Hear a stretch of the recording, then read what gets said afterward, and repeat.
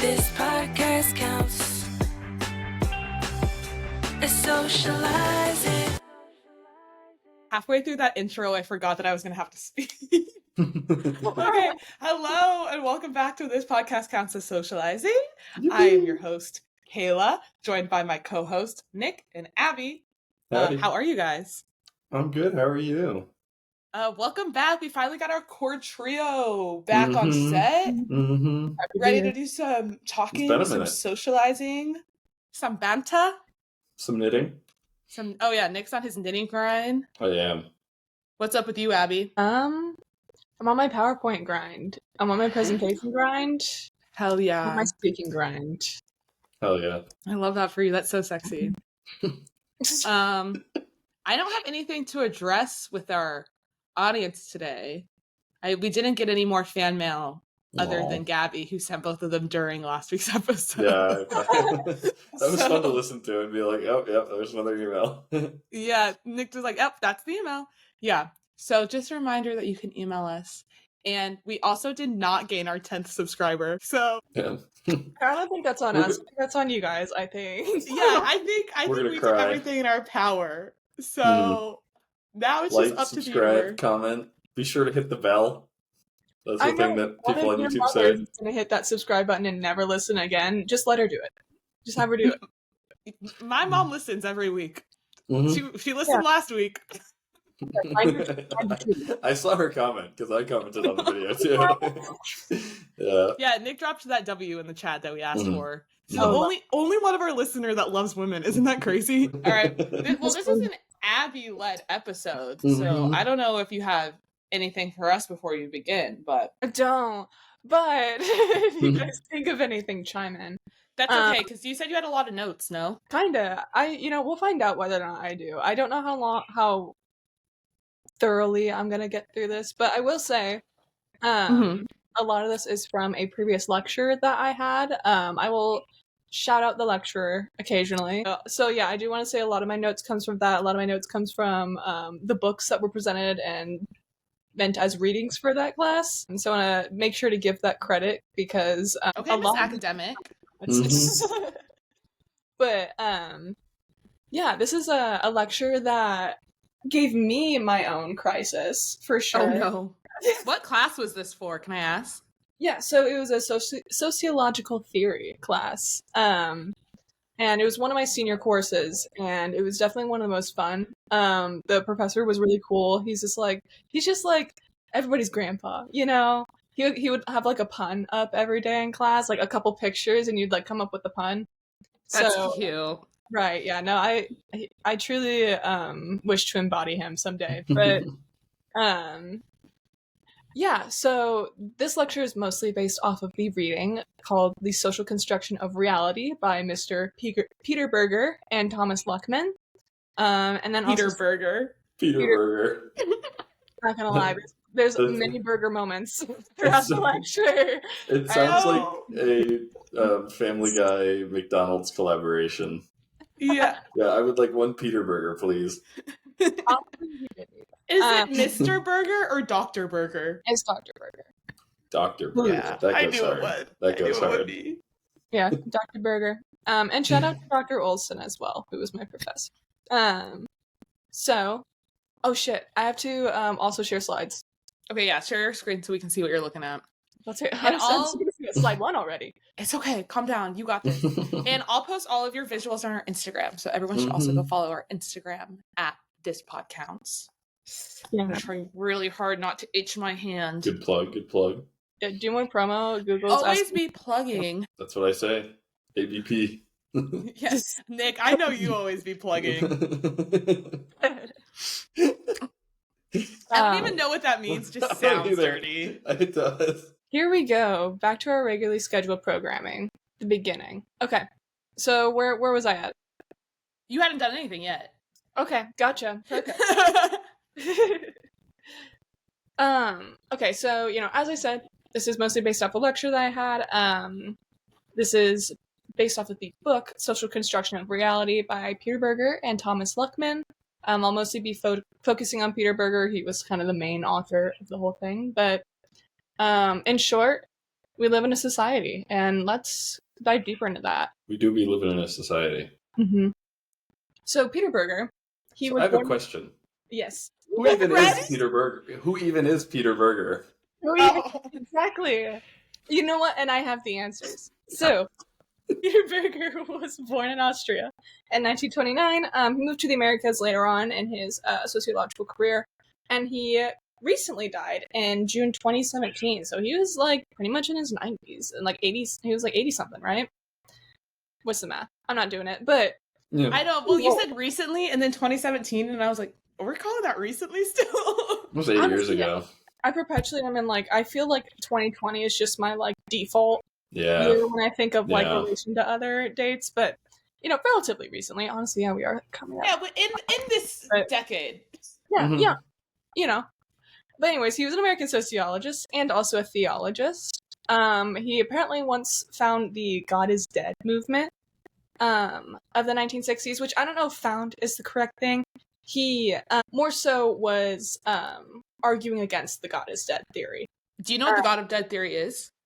I mean, pretty much just when everybody in the 70s and 80s were like, God is dead, you know, like, we're experiencing all this war, how come, like, why aren't we being saved, all this stuff, and Peter Berger, as a sociologist, was more like, well, we're given free will through the, you know, Christian Bible, you know, as it says, and stuff like that. So a lot of his sociology and theology work was based on the Christian Bible. And interesting. So yeah, he did believe in God then?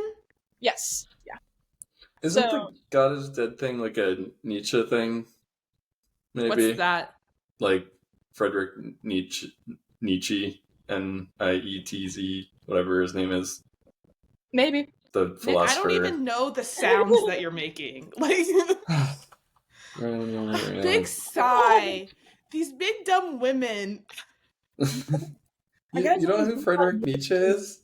The German philosopher and Nick, I'm sorry, I don't know the German philosopher. No. Okay, no, we're good. Don't worry about it. The 1960s, by the way. Okay.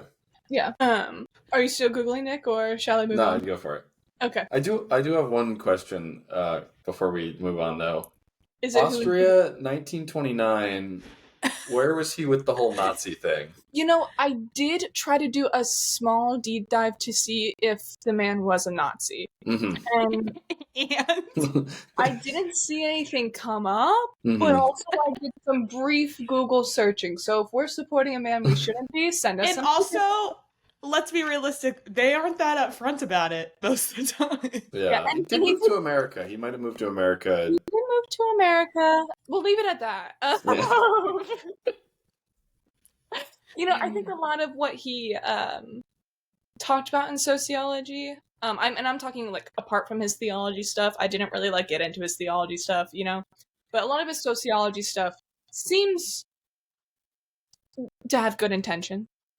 But you know, we'll get a little bit into it. He wrote So over his life, he wrote over 20 books. His most famous being The Social Construction of Reality, a Treatise and the Sociology of Knowledge, which was co-authored by Luckmann. This was awarded by the International Sociological Association as one of the top 5 most influential sociology books. So this is a big in the sociology world, and all the sociologists know about Dr. Berger over here. It's a landmark case, if you will. Right.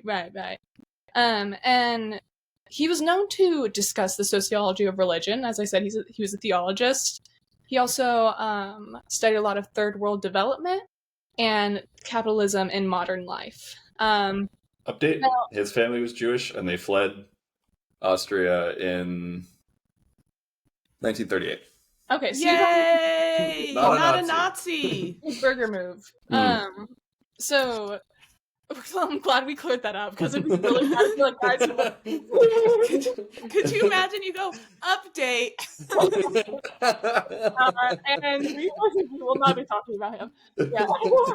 Abby just slowly hits exit. Abby's left the chat.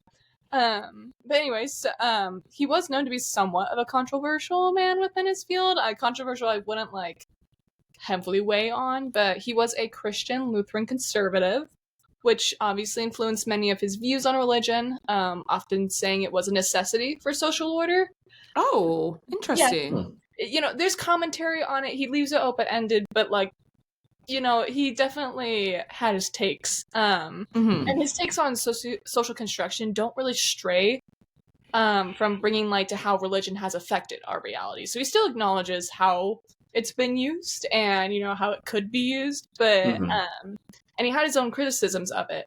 But, you know, at the end of the day, he is under the bias of being a religious man when he talks about a lot of these things. And a lot of sociologists in the modern day are not as religious as usual, or, you know, they have their own more modern takes on it. A lot of people are more liberal in the liberal arts field. Surprise, surprise. So Interesting. right, and then when you look at a man who was born in 1929 and you look at what he's written over like 80 years, or, you know, 70 years or so, I mean, yeah, you're gonna have some problems with it. So controversial is like give and take with this, where it's like you're gonna look at anything a white man said in the 60s. Yeah, scientists aren't perfect people most of the time. Right, yeah. We're talking about the scientists that, you know, brought up a lot of these things. And, you know, many scientists of those days have their own problems. So, hey, but not a Nazi. So we got that going for him.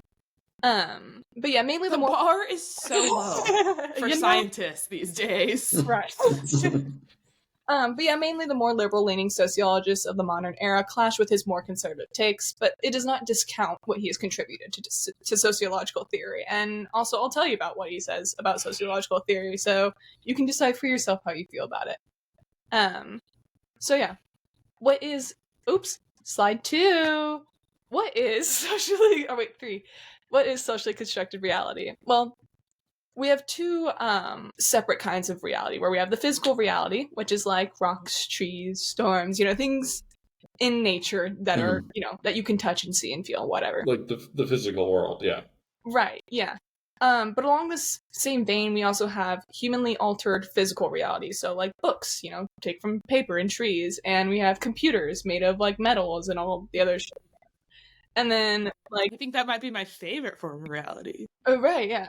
And you know, the use of paper and metal and money. You know, we have these things that we can physically hold, but they aren't naturally created. They're created by humans. Mhm. Then we have the socially constructed reality, which is the subjective version of reality that we experience. So, like, along the same vein of like trees to paper to money, we have the value of money, you know, in stocks and in crypto as a new version of our socially constructed value of money. And then some, you know, more subjective things, I would say, are like race and gender, of course. And I'm not willing to argue that with anyone. Anyway. Yeah, so these are the more like abstract kind of ideas. Like there's no physical reality of race. Like there is a physical reality of ethnicity to some extent, but like race is not. Right, yeah. This is just what we decided to call someone when they look a certain way or from a certain place. And gender is what we call ourselves when we most align with how we want to express. What Yeah, we talked about that a lot last week, too. Yes. Where we have like... Go watch last week's episode if you want more info on sex versus gender. Yep. You know, we've been through it. Catch up. Anyways. Catch up is a physical but altered reality. Right. Yeah. You know, I'm adding that to the list. The idea of putting ketchup on a hamburger, that is socially constructed, though. Layers of construction. Now, social construction is, you know, at this face value, what you might think of because I said so, of social norms, but it's really not as rigid as it may seem. There's this idea of the tabula rasa, which means clean slate. As humans, we don't come into the world programmed, right? We come in with very few instincts and quickly learn through observational learning in our early development to figure out how to survive in the world that we live in. Dr. Berger once said, "We are not born with a pre-made human world in the same way that a dog is born in a dog world." Since humans do not come in the world pre-programmed with our instincts, or what we might say is human nature, humans then have to make or construct this culture or the language or the social structures that are necessary to function or be human for what we believe it should be. But this really is only from our own perception. Though we start with a blank slate, we're still born into a world with unspoken rules. We may not experience much of a social instinct, but we do grow up observing what others perceive as right and wrong. My professor once said in that lecture that society is a dialectic phenomenon, yet it continuously acts upon us. So society is constantly evolving through different forces and contradictions, but it also has a continuous impact on the individual, which shapes their lives, their actions, and their perspectives. Essentially, society and individuals are in an ongoing, dynamic relationship where both influence the other. These social realities that we observe, though, including cultural and social structure, is external. It's what we are seeing, it's what we experience when we go out into a social world. For example, like social norms, or roles, values, even laws. Laws are subjective as well. And also language. However, this social reality, for it to have any weight on the individual, it must be internalized. We can see what we have produced in the world, but we're only going to be affected by it if we think about how it relates to us or how it reflects back onto us. And these are done through social consequences, such as sanctions, rewards, and learning. Any questions? Like there's some laws out there that are just never enforced. Like really old ones that or obscure ones that just don't get enforced anymore. Yeah, there's like some level of us buying into the social rules. Well, right, and there's some things that we all have just collectively decided is kind of bullshit. It's going on the same vein as laws, like jaywalking. If you see someone jaywalking, you're like, that is a piece of shit human being. They deserve to go to jail, or whatever. Or if speeding. I think we're all happier that we victimless crimes in most cases. Yeah.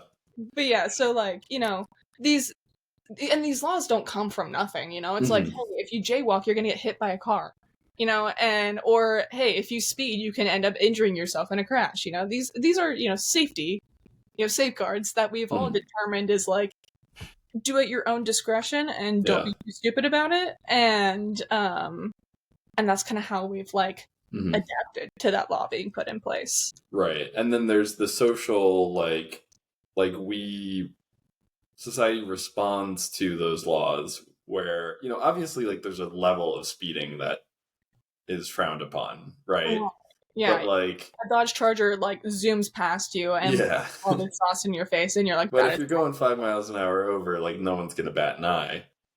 Right, yeah. Honestly, if you go exactly the speed limit, I think people would think you're also an asshole. So, I've seen plenty of people get mad. People will certainly get mad at you, yeah.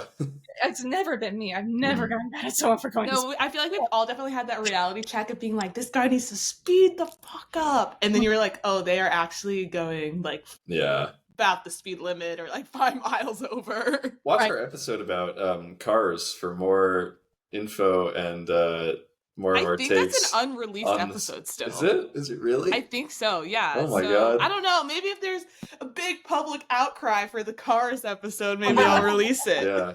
Well, I've got, if it is in fact unreleased, which I think you're right, I think it is, the reason that some speed limits feel way too low has more to do with the design of our roads than it does safety or anything like that.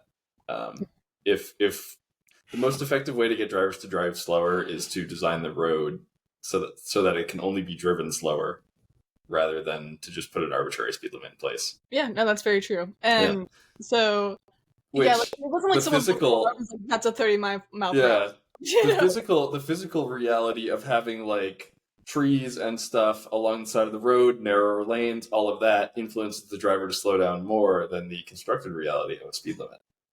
True. Tying it back in. Look at that. And that's why if there's nothing around us, we should have an Autobahn. I don't like cars in general. I think we should just get rid of all cars and roads and build trains, but... Amen. But if we have speed limits. This is a train build podcast. So, sorry, I'm going to reel it back now. How do we construct... bring us back to reality. Yeah.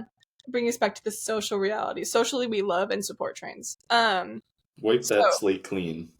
Right, wipe that slate clean. We all start with a clean slate.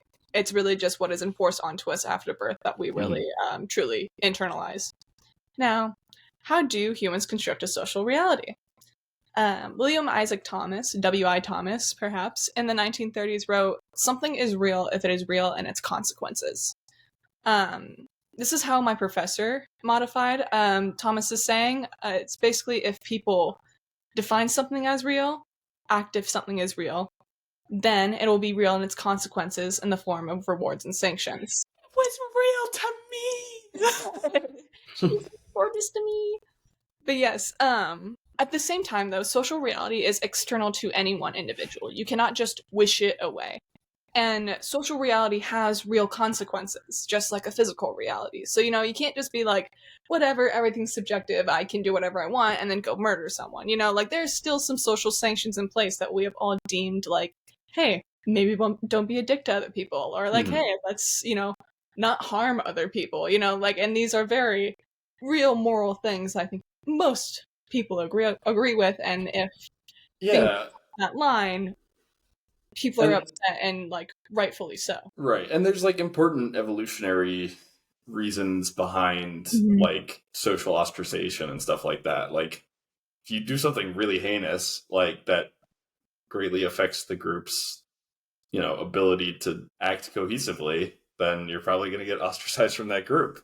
And that's like a smart evolutionary idea, I guess. Well, yes, so like that's the thing, like humans are naturally social animals, and that's kind of where human nature comes in. It's like, we don't know how we're supposed to like socially structure anything, but we do understand this meaning or this reason for social structure and like needing a community. And when humans are isolated, it does strongly affect their mental health. And so we realize this is important, but also we all need to get along together in order to make things work correctly. It makes me think a lot of like cult leaders who have like crazy theories about like how the world works or how like the afterlife is going to be or whatever.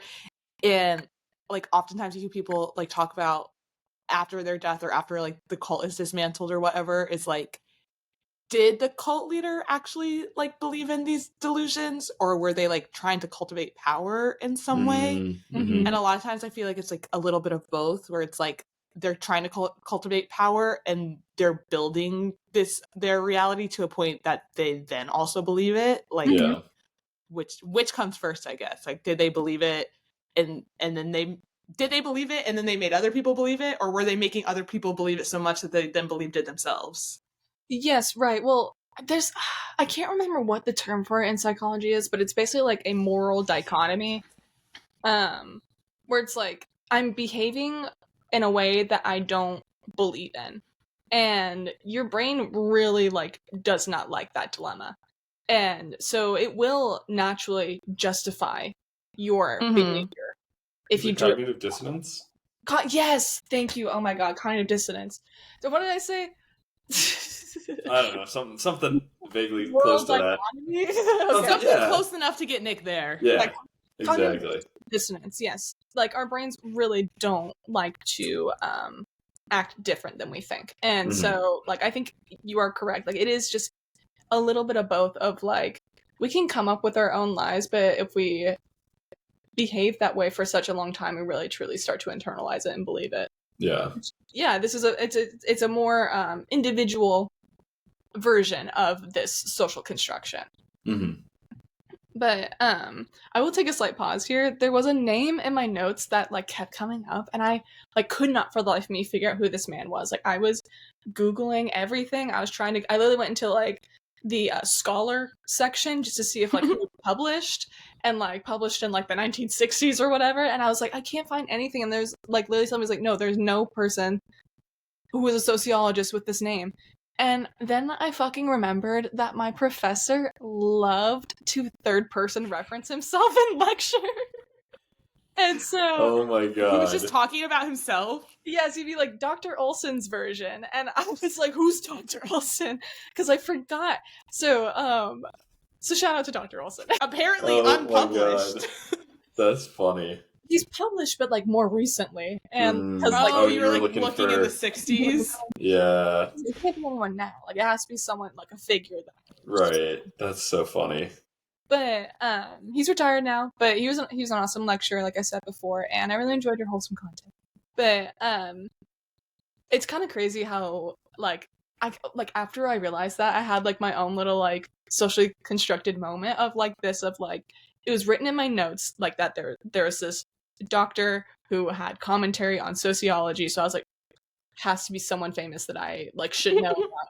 And my notes cite other well-known people in sociology, and then I was like nervous because I was like, why don't I remember them? Why can I not find anything on them? Like, what's going on? And then therefore I believe that they were a sociologist in the 1930s that I should know about, and that became my reality because I read something on and just trusted the interpretation as a fact. So it happens to the best of us, really. And I really only did this so that we could have a good example of delusion. But Thank you, Abby. Thank you. We really needed a good example of I that. knew you would pull through on the delusion front. Thank you so much. Now let's talk about some examples of a socially constructed. I'm good, actually. Could we skip that? No, honestly, you guys have brought up some pretty good examples. Here's like more like just like 2-word examples or whatever, but an example of a socially constructed reality is corporations and the corporate ladder. Like, who said it had to happen that way? Yeah. Why do we have this system of homophily? Of Kayla and real Kayla are two different people. Right, yeah, and like this whole grind, and you have to start at the bottom to get at the top, and you have to do all this grunt work and be treated like shit because one day you'll be able to treat everyone else like shit. It's a weird system that we have come up. And there's no, foundational reality, law of the universe that says that corporations should exist. Like, it's something that exists because we created them and we allow them to continue to exist. And they're Imagine if we were just still hunters and gatherers. I never know what would be like the better version, honestly. But we'd all die way sooner. But yeah, I wouldn't be able to see very well. Yeah. Yeah. Why can't we be hunter and gatherers who invented glasses, Nick? True. But, yeah, sure, we could invent glasses, but like, is someone gonna then monetize that? Then you're gonna invent reading, and then it's all downhill from there. Right, yeah, and then once humans learn to read, it's a shit. Yeah, that's really where it all goes wrong. I mean, once women learn how to read, that's where we fuck up. Back to when just the religious people could read. That was way better. Because religious people are always making the best decisions. Well, I mean, yeah, they determine what's best for us through God, right? But anyways, I'm not trying to get too religious right now. Although I will circle back to religion. Political parties is also a socially constructed reality. Like, we just believe that there has to be this dichotomy between conservative and liberal, and the in-betweens are just very irrelevant and cannot support them. Has to be you're on this side or you're on the other side, and if you're on this side, you hate this side, and why do we let it get there? Why do we have political parties? This is a rant that I could go on at a very later time. But seriously, it's just this thing that we determined, like, red and blue, choose and vote. George Washington would be so disappointed. Right, exactly. George Washington said not to do this. Yeah. I mean, political parties are relatively useful. I think it has more to do with the whole setup of our government only really allowing for 2. Right. That is the issue. Because like in a lot of other countries, you have like a parliamentary system where you have 7, 8 different political parties that are relevant, and then they form coalitions, which I think actually works reasonably well. It also just sounds complex, though, and Americans are not the best complex thinkers. Americans would figure it out. It's just that the system of our government, the constructed reality of our government, incentivizes there to only be 2 parties. Right, and we proliferate that belief, where we're just like, no, like, I have to vote blue or I have to vote red because that is the most useful vote that I could use. And it doesn't have to be. And, people do this every year where it's like, vote independent, we can do it. And then when one party loses, we're like, it's because of the independent party stealing votes. Like, it's just, we can't get that third one in there and, justify it, at least through our own social means, But yeah, laws as well. Talking about the government, mostly laws are socially constructed. We have some of the stuff that we talked about before, like mala in se, which is evil in itself, basically like murder, sexual assault, those things based on morals, what we think is just, what you shouldn't do to another person, things that are just outright not okay ever. And then we have mala prohibita laws, which is wrong because it's prohibited, which is like jaywalking or drug use. It's based on the guidelines on how we think society should behave and how we think a society should function. So, some laws are, more objective, but still in the subjective realm, and then we have other ones that are just entirely subjective of like, this will help, put the bumper. Yeah, and if you were to go back like 10, 20,000 years and just randomly murder someone, there might be consequences, there might not. Like, there wouldn't be any governing body to enforce any kind of consequences. It would kind of just be like, did you get caught by the person's family or something, and do they want revenge? And people are going to not want to hang out with you anymore. Well, that, yeah, that too. You're not getting invited to board game night. Like, those consequences are enforced by whatever the power structure exists. Yeah, whatever community happens to be there. Mm-hmm. Right. So yeah, we talked a little bit about these. I'm going to just list a few more. If you guys have commentary on them, jump in, but there's a lot. Okay. So we have gender and gender roles. Again, refer back to last week. We don't need to teach it again. Race is a social construct, period. Borders of a country. Some people think that this is really a social construct, like more of like, I deserve more land than you. But, borders of a country are these things that we typically respect and are just like, this is the line that I'm drawing, this is where I govern this area, and this is where you govern this area, and we will not overlap, mostly. Anyways, we have the age of voting, the age of drinking, the age of smoking. We all, these are based in science. These are, we just kind of say like, hey, children probably shouldn't be dealing with this stuff. But, at the same time, an 18-year-old is still a very much developing brain. The age of 25 is really when, if you want to set someone to like be like, okay, you are a fully actualized person for the most part. Yeah. You can do fully actualized person things. I think laws in general are interesting because it brings up the idea of like how responsible is the government for like the well-being and like the choices that their people make. Because they could just be like, let's make no laws about the age of smoking and just tell people that it's bad for them. And well, if they choose to do it, then that's not on us. So it's like, to what level do they owe it to society to tell, like, have a hard line? No, unless you're this age, you can't fuck up your lungs. Right. Well, right. And that's like the thing of like, it's probably a good thing that we try to keep kids from doing it, but like, again, people find their way around things, people experiment if they want to, humans are naturally curious, so like, I think that's probably why we haven't changed a lot of laws on it. I know we kind of changed stuff with like vaping and stuff, but like smoking specifically, people don't care. Well, it makes us so much money. Right, exactly. Yeah. And also with the age of voting, we're like, okay, at the age of 18, you can determine what happens in your country, and you now can get into student debt, but you cannot drink.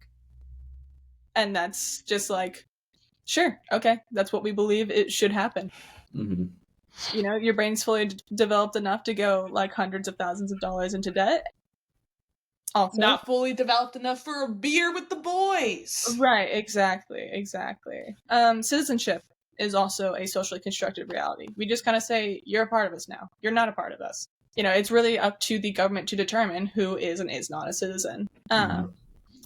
And we also have aspects of identity, just like general aspects of what you identify as, who you think you are, your label in society. Are you, like geek, nerd, pretty girl, and like, those are the very, like, very basic aspects of identity.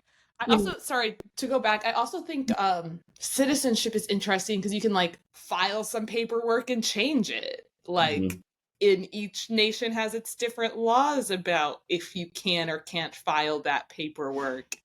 in like what hoops you have to jump through for that.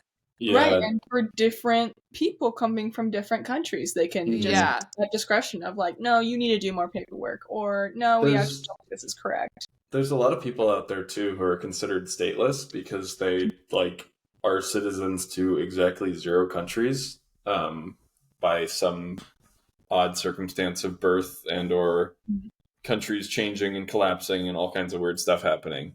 So, like, are they any different from like me or you? No, like there's nothing inherently real about citizenship other than the fact that it's something that we came up with to keep track of people better and decide who it is and who is not allowed to engage who's paying in taxes to what who's government. paying the taxes, who's getting the opportunity to vote, all that kind of stuff.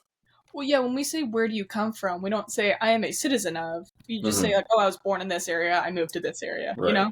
Yeah. So yeah, that is very interesting, Kayla. And I honestly didn't think about the whole stateless thing. I'm gonna look more into that honestly, because I have no idea like how. Because like, do you just not pay taxes? I think it kind And of how do you- depends. Like sometimes you still will because it's taxed. Like income is taxed based on where you're getting paid. But like, I But mean, then- most of the people who are stateless are like refugees fleeing from like war in a place that is no longer considered a country, or there's some kind of minority group that wasn't granted citizenship. And then it becomes really hard for them to get citizenship because they don't have anything to start from, you know? So it's a weird thing that can happen.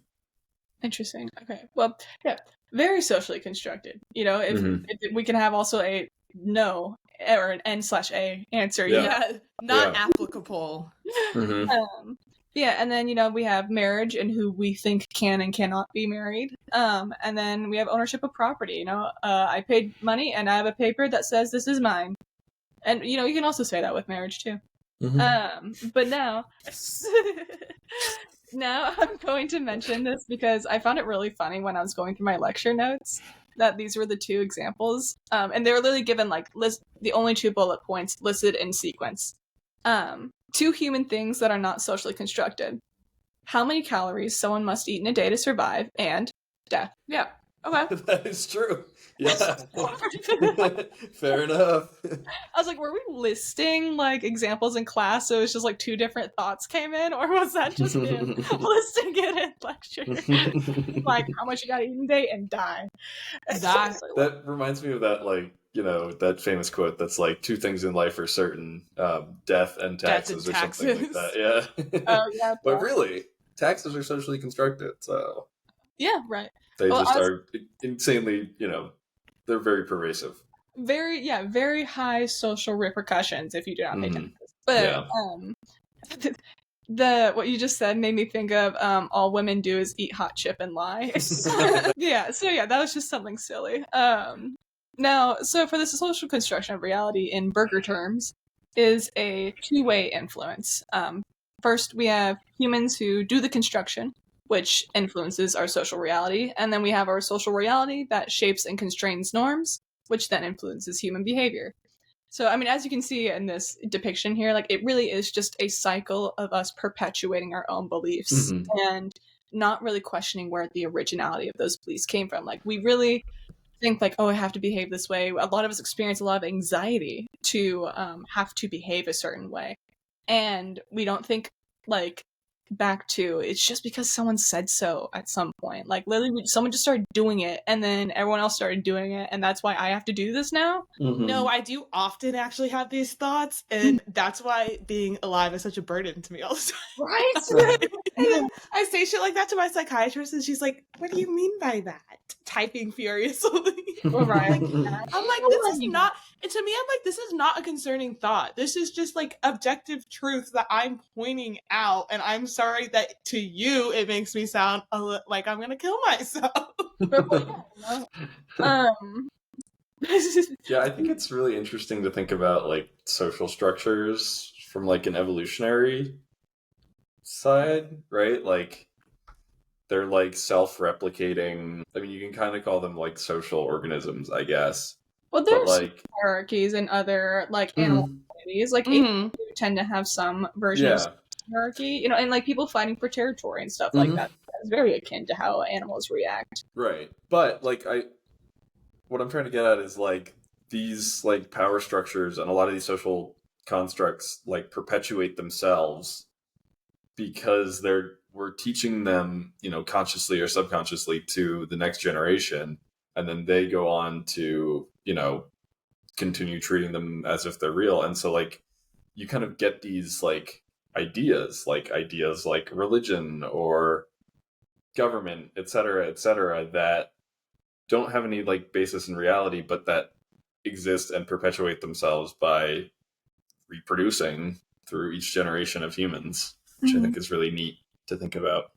Yeah, and it is neat. And like there is a very negative side to it, right? Of like all these anxieties that we feel around it. But social Mhm. construction is also how we got culture and how we Yeah. have individual communities that have these stories and these methods passed Mhm. down for generations because, you know, they raised each other in their in this specific way of like, we will not forget our past and this is how we embrace our identity. You know, I think Yeah. that's a really cool part about humans and individualism is that Mhm. we, you know, although grouping can be dangerous in certain extents when it comes to like social hierarchies and who can receive what, there's also this really cool part about it of like having our own human niches within the overall human structure, you know? Yeah. Yeah, I think that's really important to remember because like social constructions, like social constructs don't have to continue to exist in the way that they currently are. Like we made Right. these things. They are a tool, right? They can be used to benefit people or to benefit everyone or to just benefit a small group of people generally. But like it's still a tool, right? Like how it's used is up to the people using the tool. And because they are not hard realities, like they can change over time. Like, you know, you can reform your government, you can change the laws, you can change gender roles. I mean, gender roles have been changing all the time in different societies since people have been around. So, Well, yeah, people yeah. become more or less accepting of what it is, and there's definitely a divide between people who believe that, but Hmm. it doesn't make, you know, the idea or the belief any less valid, you know? Yeah. Yeah. But so yeah, I'm gonna explain this figure really quickly, even though it's pretty relatively like self-explanatory. But I'm gonna start at the blue externalization here.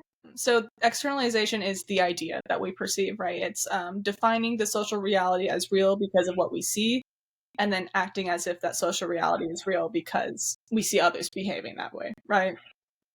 And then we have objectivation, which is more of the society area of it, where an objective, socially constructive reality appears in our culture and then appears in our social structures and our hierarchies. So first we have this like abstract belief that something is going on, and then we see these popular figures producing this, right? And then these social realities become real and the consequences. You know, since it is now such a more staple belief, people then have consequences to reacting to it or engaging with it in a certain way. And then at this point, it becomes an external fact.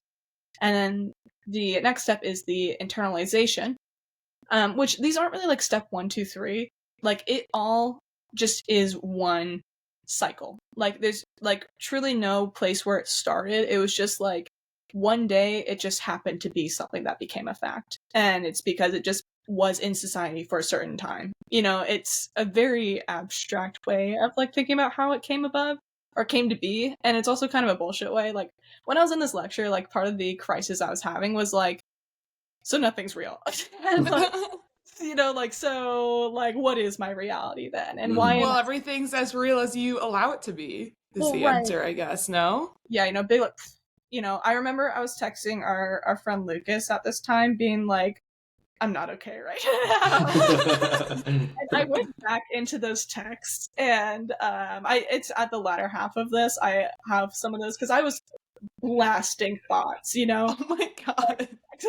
Full crisis. Blasting those thoughts. I was just blasting my thoughts off. I was just blasting big fat loads of thought. Guys, drop a fat steamy thought in the comment. In the comments. Stop from saying load. But anyways, internalization. It's real in its consequences. People experience a social sanction, they experience a social reward, and then to the individual, it is defined as real.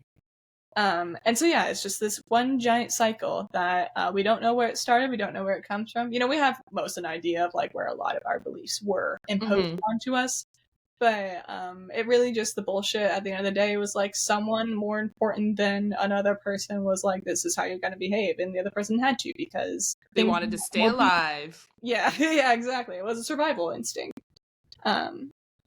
And you know, this hold on. Yes. So Peter Berger, another Berger quote, he said, sociological understanding ought to always be humanizing. Pop off Berger. Now, this means... wait, I gotta reread that. Sociological understanding ought to always be humanizing. Okay. It was originally always to be, but I couldn't read it that way, so I stopped. But, so this means that sociological understanding should help us see that even the major institutions of society and major forms of inequality are not there because they have to be.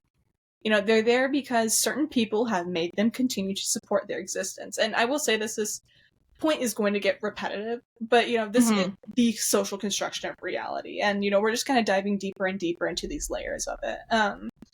And, you know, because we have continued to support their existence, it humanizes the subject matter, which I think is somewhat sad, but also means it's not cemented in reality, right?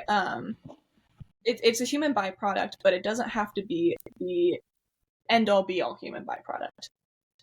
It truly, naturally doesn't matter what you look like, how you carry yourself, or what others think of you. The caveat to that is as long as you are not harming others, you know, and, you know, hopefully not harming yourself as well. But, you know, remember the mallet and say, you know, we gotta have some order. But seriously, like, society is not imposed on humans in the same way that gravity is imposed on us. Society is the way it is because humans make it that way. And Nick, you were making that point as well. That, you know, society can be what we want it to be if we make it what we want it to be. You know, we just need to have that collective action that moves us toward that goal. And it is a large feat, but, you know, like, it's happened. You know, we know that our beliefs have changed drastically over time. You know, like you said, like, back in the Wild West, you know, two people would go out and shoot each other at gunpoint. They'd be like, well, they dueled. There's nothing else we could do about it. Oh. Yeah. So I think the hard part is, like, okay, how do you get other people to change to their beliefs?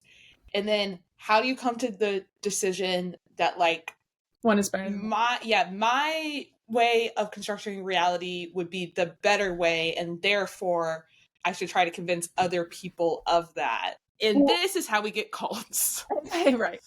Well, and that's, like, the difficult thing is, like, I think we were at a really good time for a minute of discussion of this, like, all these new ideas being brought into place, and, like, really where sociologists thrived for a while. And, you know, there was also the philosophical age of, like, way back then, and, you know, Socrates and all that shit, but, like, you know, they had all these thoughts and all these ideas of what humanity should be, and everyone thought it was really cool, but also everyone was like, that's a really cool thought, I'll think about that one. It wasn't like, this is the law now. You know, it was just, we had a very good idea of, like, discussion and a good idea of, like, bouncing these ideas back and forth, and, like, this person disagreed with this person, but that also doesn't mean that they aren't both really smart people having good points, you know? And I feel like recently, because of access to media, it's been really hard to get back to that point, because with algorithms and everything, we can convince ourselves that our point is the correct point, and that, you know, how we think things should be is how things should be. And, like, I do, like, have a few core beliefs of, like, I will not argue with you on this. You know, if you want to be educated on it, sure, we can have a discussion, but, like, you're not going to change my mind about this belief, you know? Yeah. And I think that's okay, you know, because our core values are important to us, and they do help us have our identity, but it's also, you know, gosh, I feel like I'm on my soapbox right now. No. Yeah, because then the problem is there are people that have, like, I have my core beliefs, and there is a group of people out there that is going to have the direct opposite belief, and for them it is also a core value, and they will not hear any discussion on it or waver from that point. And then, now we have war. Right. Yeah. And that's just like the bothersome thing, I guess, where we've really lost that sense of collaboration with each other. And and that doesn't mean that there aren't people that aren't discussing things, but I think most of our access to media preys on this sort of hate mongering, all this stuff of like, this gets more clicks because I'm giving you an opposing thought that you're going to just yell at me about. Yeah, and we're not a lot of our media today, social media, like even like traditional media, really like incentivizes like outrage rather than anything even remotely productive, because that's what gets people engaged. That's like one of our strongest emotions is outrage, and so in an attention-based economy, like that's what's going to get prioritized, and that's super detrimental in so many ways, but that is the world that we currently live in. But the one bright side is that that's socially constructed, which means that we can potentially change it.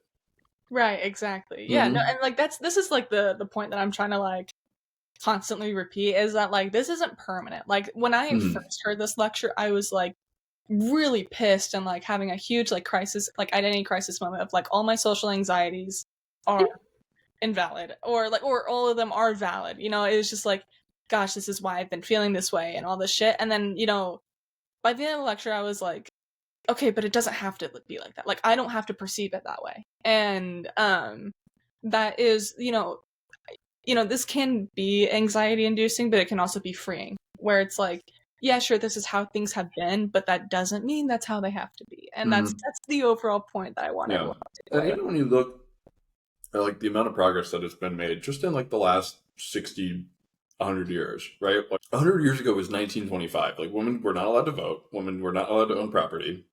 Black people were not allowed to vote in the U.S. We got the vote in 1920, but... Oh, shoot. Ooh. Actually, might be wrong about that, but I think I was looking at it recently.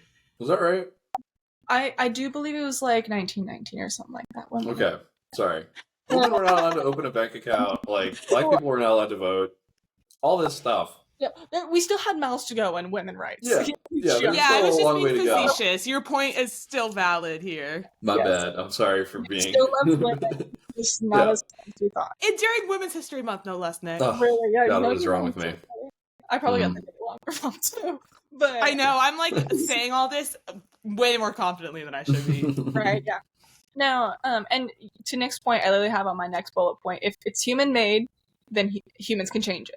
Nothing in society is permanent, and anything can change if people's opinions align on the subject, or if enough people's opinions align on the subject. And many people believe that's the hard part, though, is getting people to agree. Yeah, right. No, that's what I'm saying. It's like, it's not like, if it was so easily destabilized, social order would be really crazy, and so we do need like extensive processes to move us forward, but it is really hard when you're battling difficult subjects, because we are getting to a point where at some higher social debates, or we're at a point where something has been established as the ultimate truth for a while, and so it's really hard to fight it and really hard to get people to turn their ideas on it, or vice versa. There's people who are like, it's been this way for such a long time, why change it now? This is why we're having this back and forth that we're experiencing. Yeah, there's always hesitancy to change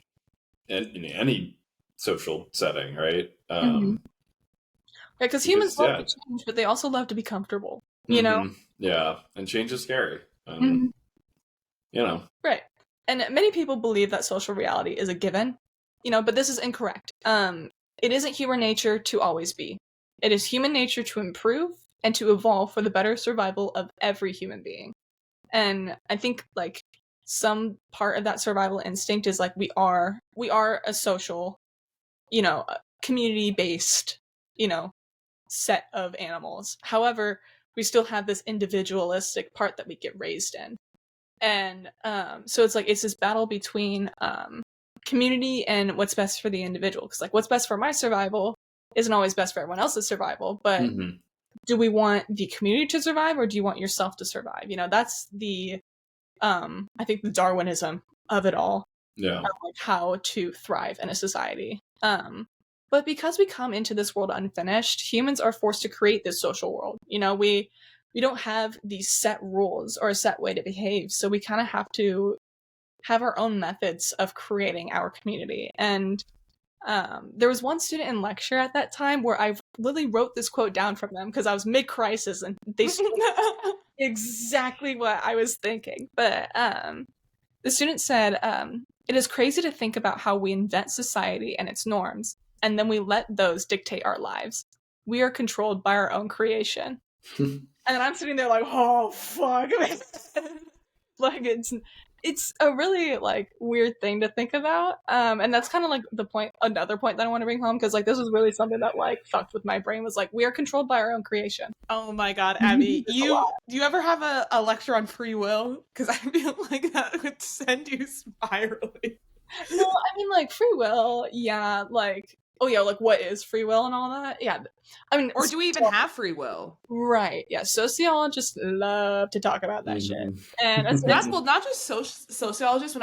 But the one philosophy class I took, there was a neuroscientist that I loved who studied free will, and he had, like, research showing that there's, like, changes in action potential before the conscious thought to even make the action. So it's like, what is the implication of that? Like, are we physiologically making decisions before we're psychologically making decisions? Which we do in things like reflexes. Right. Well, yeah, and that's the thing. It's like, but it's also catered to the individual, right? Because your whole genome predicts how you physiologically will react to your environment, how you interpret your environment. So, like, like how one person can be terrified by spiders, another person can be like, "Ooh, a spider," or whatever, Yeah.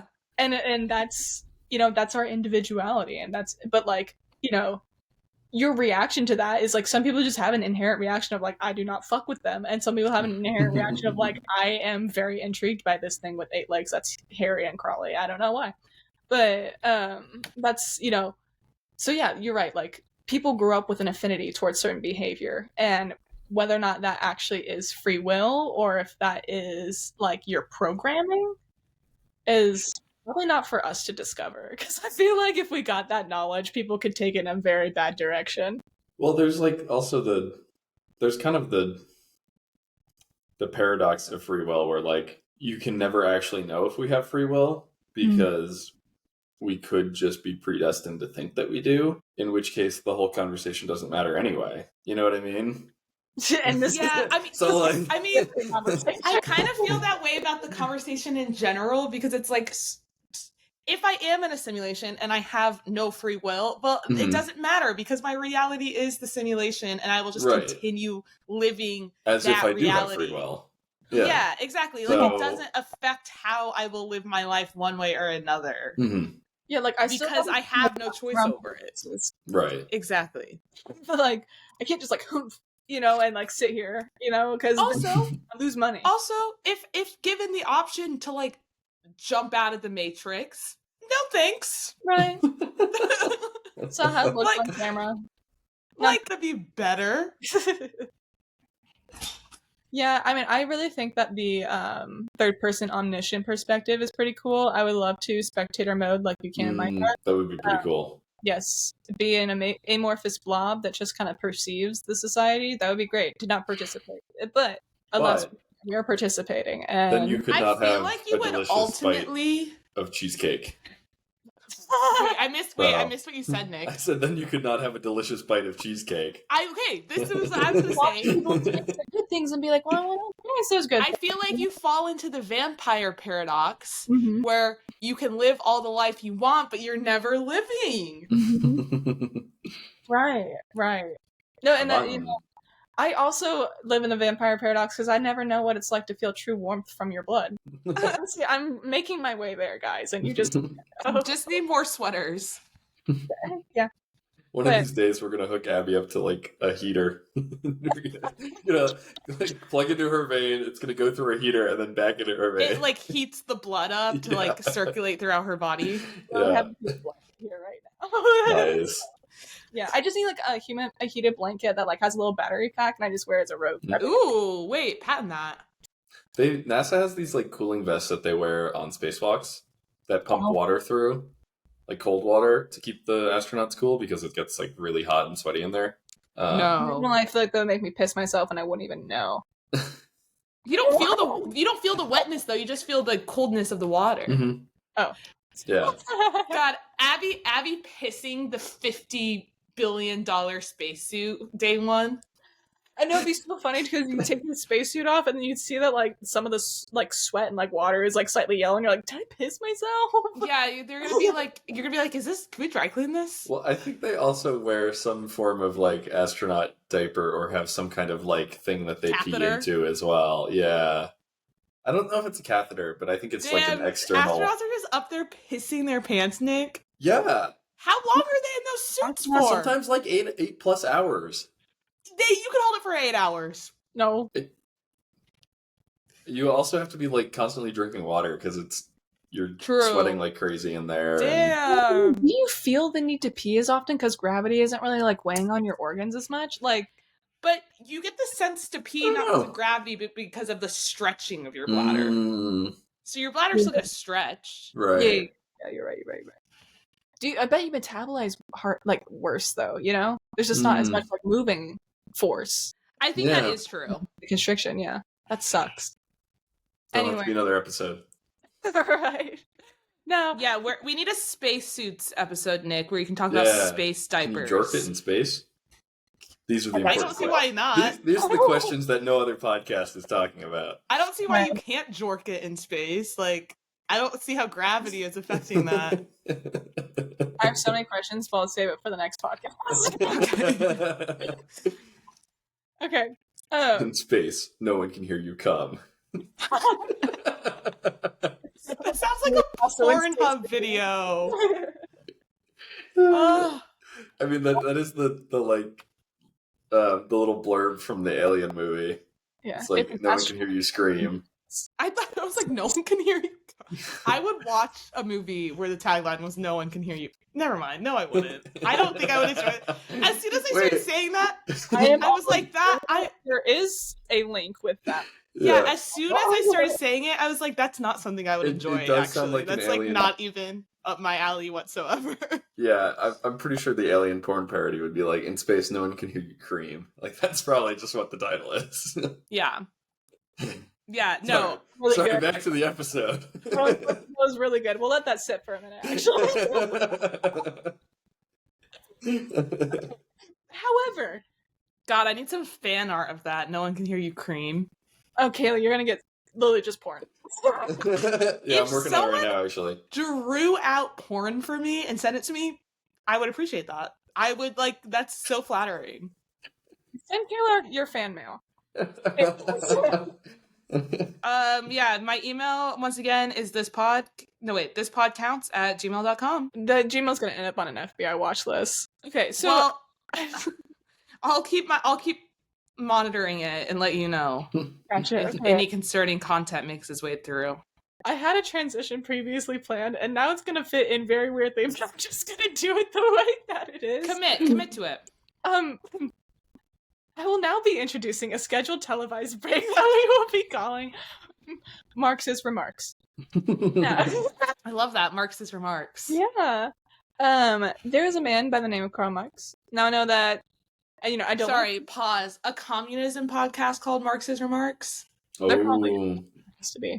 If there's not, I'll recommend that to my local communists. Or just remarks, but spelled with an X. Yeah. I don't like that as much. No, I did miss that. You're right. All right.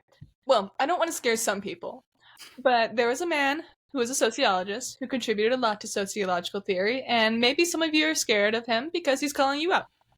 And he addresses this question of who shapes society, because Peter Berger does a good job of talking about this social construction, but he doesn't really address the reality of how and who socially constructs society, He's more just if we all believe, he's very fluffy about it. But Marx believed that some people more than others are socially constructing our reality. And he does not refer to the term social construction, but he does talk about how people shape societal beliefs. And he believed that people who shape society are the people who own and control the means of production. inherently they just have the most influence over laws and over social rules, that because they have the most control over the real consequences we experience, which is what we engage with and, what we buy. So, like, we can see this right now where some of the most influential people are business people who own businesses, people who have had businesses for a very long time, and we do know how they are playing a role in our legal system right now. And I mean, maybe I'm just like not the most educated on US history, but I feel like I can't think of a time where that wasn't true. I exactly, feel like it's always been the people with the best businesses hold the most power. Yeah, there have been times when it was less Prominent? relevant, less extreme, right? Like, I think under FDR, it was more like He was trying to control for it a little better. Yeah, like the actual needs of the public were much better catered to than they are like today, or like in the 1920s when, like the Gilded Age, when like all of the wealth, all of the power was concentrated at the top. There's been Yeah. extremes of, power concentration, but yeah, I mean, generally speaking, the people with money and power are gonna Or the set people with things money up. and power. Yeah, to have more money and power. right. No, exactly. And like that's the unfortunate part of it, is that is the system that we have created for a very long time and just perpetuated it. No. And that's one of the things that we are currently, trying to have more control over, trying to speak out more about, and we'll see how that goes. Now back to our regularly scheduled program, the Berger book. One of Peter Berger's major points in social construction is that aspects of the social world that are currently real are potentially unstable. For their existence, social realities depend on people continuing to define them and acting as if they're real, and, being in society as if they are real. However, they're subject to change if people's definitions and their actions on reality change. So, unlike physical reality, social reality can be quite unstable. So, like, there's this stability in it's been this way for a long time, but there's this instability of, like, it doesn't have to be this way. And, we can change it if we want to. It doesn't mean that tomorrow we'll start acting differently, but it also means that things will change over time way more than, the natural world changes over time. So how can these societies or people make society more stable, assuming that they want to do that? Berger said to look upon the meaning of social order as a part of the universal nature of things. For example, a very old, tired, outdated belief is that marriage should be between a man and a woman. Now, this was socially constructed by making it a religious truth. The implication is if people do not abide by this truth, bad things will happen as a result. So, people fear what happens after death. You give them something to believe in after death, and then tell them that they will lose this opportunity if they behave a certain way. People are going to be like, well, I don't want to, this hell that you're talking about sounds pretty awful, so I'm going to act like I don't want to go to hell. Yeah. And then, people then decided this makes you go to hell, this makes you go to hell, that makes you go to hell. And actually, I believe he said one day that this made you go in hell. It's all this like... God, and it's such a smart power play because you can't disprove it. Right. There's nothing like on our construct of our immortal realm right now where we can definitively say that that's wrong. Right. I feel like it sounds unlikely to me, but I can't prove it to be untrue. Well, yeah, and it's like, it's up to your discretion. And like, since religion has been here for so long, it is so stable, and our reality as these things are the ultimate truths. And like, there's plenty parts of religion that are pretty good to take from, like, don't hurt your neighbor, be good to your neighbor, pretty solid. But then, there's these other very harmful things that are like, it mentioned at one point that marriage should be between a man and a woman, and now we believe that man should only ever marry women for the purpose of procreation and never outside, and here's how you must behave, and because the Bible talks about men a lot, then men are definitely more important and we need to act like they are. Just like all this stuff that, like, it's really because of one's subjective interpretation of one book. Yeah, exactly. And dude, why couldn't we have picked a more fun book? I know, we needed way more fun books back in the day, honestly. Hey, parts of it are pretty fun. Like the Old Testament, there's some wild shit going on.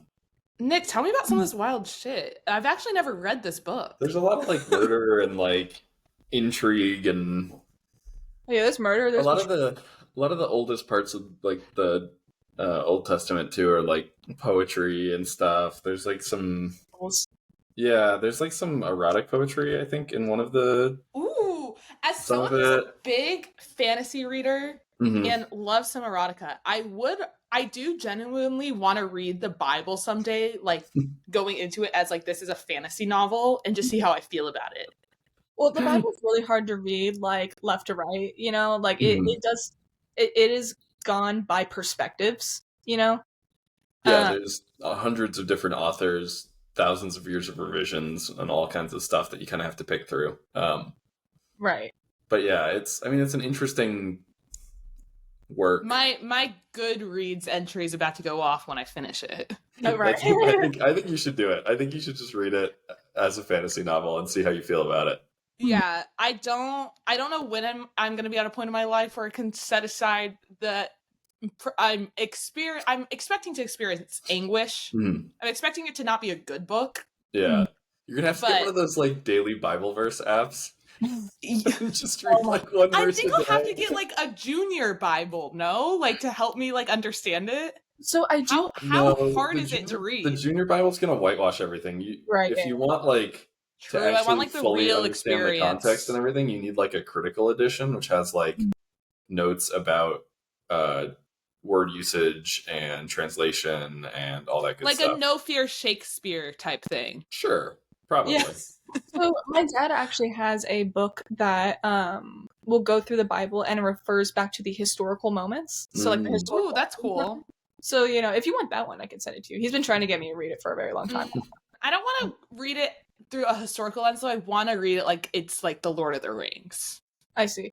There is also a version that's called The Story, and that one does put it into a story format, but again, like it's written with the perspective of someone who is very religious. So like, Yeah, I see. That's what I'm worried about. Is like what translation? I might read like the King James Bible or something like that. Like pick a very specific edition of it. yeah. There's probably like online versions that are like critical editions that have all the context and everything that you actually want, that are written from a more scholarly perspective rather than like a religious perspective. Yes. Yeah. And so, going along with that, this book has been here for a very long time. Sorry. No, you're good. Sorry. I was just like, I'm looking at the time right now. But oh yeah, get on with it, Abby. Right. Come on now. I mean, we can talk about the Bible more if you want, but my religious trauma is starting to come up, so I want to move on. So yeah, along with this whole idea of if you don't do this, you're going to hell, strategy is stronger than brute force. People use strategy to get people to see the world this way, and societies imperfectly reflect their ultimate reality and are successful to the extent that they mirror their ultimate reality. In this view, the social reality is not constructed by the people, but they merely reflect the way things ought to be in their minds. And this makes people forget that their reality was ever constructed. Basically, you just keep putting it back at them of, because I said so, because this says this, because it's always been this way. And you brainwash a person to be like, yes, it's always been this way, so this must be human nature. I mean, we see this a lot with the like red-pilled podcasts, where like a lot of these people are like, well, man is the hunter, and they provide. And it's like, whoever said man was the hunter-gatherer? Was it white man? And like, we're going back through anthropology, and like, there's actually plenty of evidence of women who hunt. They just hunted in packs, and they didn't die as often because they're maybe a little bit more strategic about it. And so we didn't find their bones in hunting contexts. Like, well, it's like, yeah, historically, there's like absolutely no justification that men did all the hunting and women did all the gathering. Like historically, like it was a shared duty for both of those generally. Like sometimes they wouldn't engage in quite as much like physical stuff necessarily, but they were still involved in the hunting and all kinds of other stuff. And it's just it's total bullshit. Yeah, and you have to think, like, when we were in a society that was more procreation based, like, women were pregnant a lot. So like, yeah, maybe they weren't hunting as much, but like when they weren't pregnant, they were doing their shit. And when they were capable of doing things, they did things, you know? And that's how it was, just as if someone got injured, to be like, okay, well, we'll have a few more people go out now because that was our strong boy, like things like that. And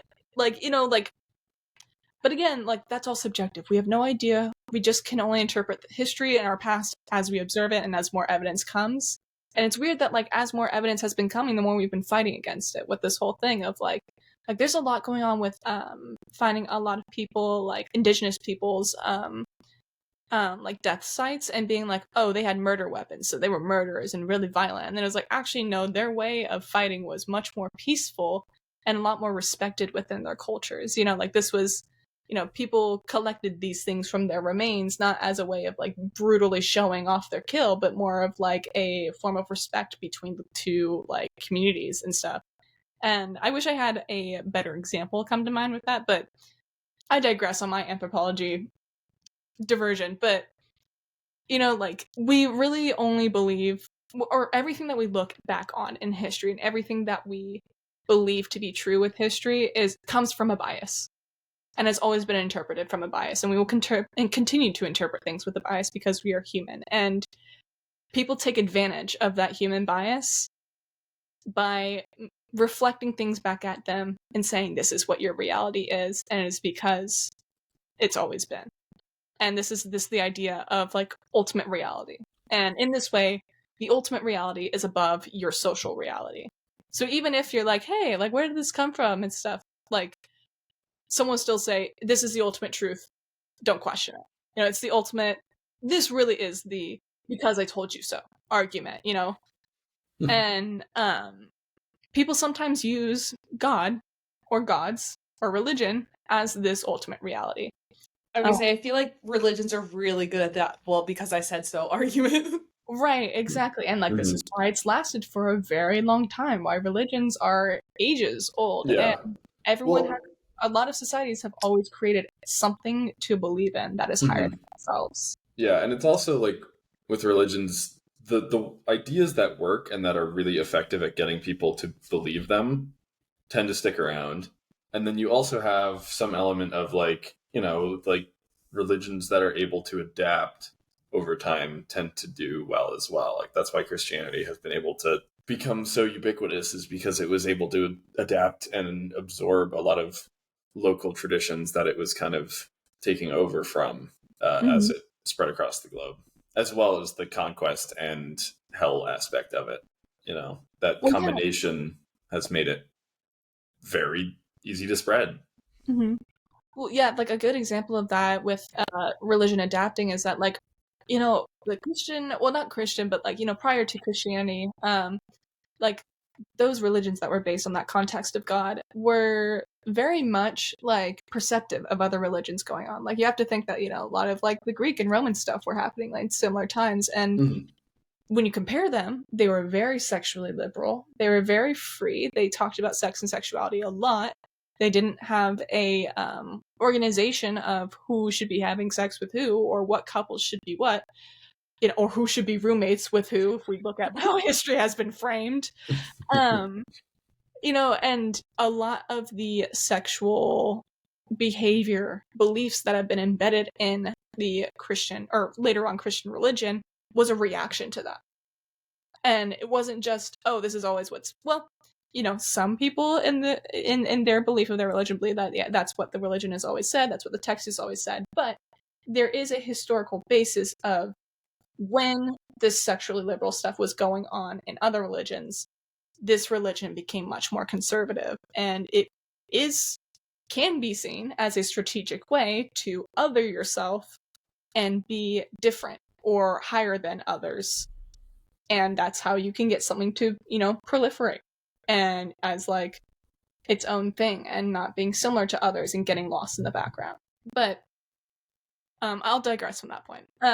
Religions often play this role in describing an ultimate reality as revealed by supernatural sources and not viewed by people as socially constructed. God said this to me. This thing came down to me and said this to me. It's very again, the don't question it kind of thing of well, you saw God, so I can't say, that burning bush really came out of nowhere. So, sure, yeah, whatever. And I find that so hard to believe. I'd have so many follow-up questions. yeah, but you have to think back in the day, like when we didn't have light pollution, people saw the galaxy every night, you know? Like the world was so much more naturally embedded, and we had no idea to explain why things come about, why things grow, why things produce. And so True, magic. but I'm saying, even if I bought into the idea that God is speaking through you through a burning bush, I still have follow-up questions. What did it sound like? Like, they would tell you. It's described. Okay, I think I'd be a little suspicious. Yeah. I'd be like, there's a lot of like mythologizing that happens after the fact, you know, like True. Moses may not have been a real person that actually existed. There's a pretty good chance Mary may not have been a he virgin. But you didn't hear that from me. A Christian woman right there. Yeah. Never. And like Jesus probably did not actually come back from the dead, which is why he was never seen physically following his death in the Gospels, which I think is really interesting to think about. Like you can kind of see a little bit of goalpost moving happening where he appears to the apostles, but to nobody else. And then he ascends into heaven before anyone else can see him. And it's kind of like, okay, we just post hoc changed what we said was going to happen, I guess, to meet the narrative that we were spreading with his death and everything. We're right. There always tends to be an answer to the more literal questions that people have. Yeah. And, you know, and that's why, you know, the Bible is not an unabridged version. Like, it is very edited, and it is very much interpreted by many different people that have been passed on. But you know, I'm not trying to harp on religion. It's just a really good example of social construction. Yes. Yeah.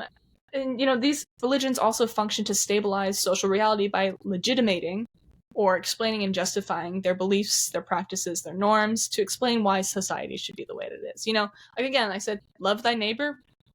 Great idea.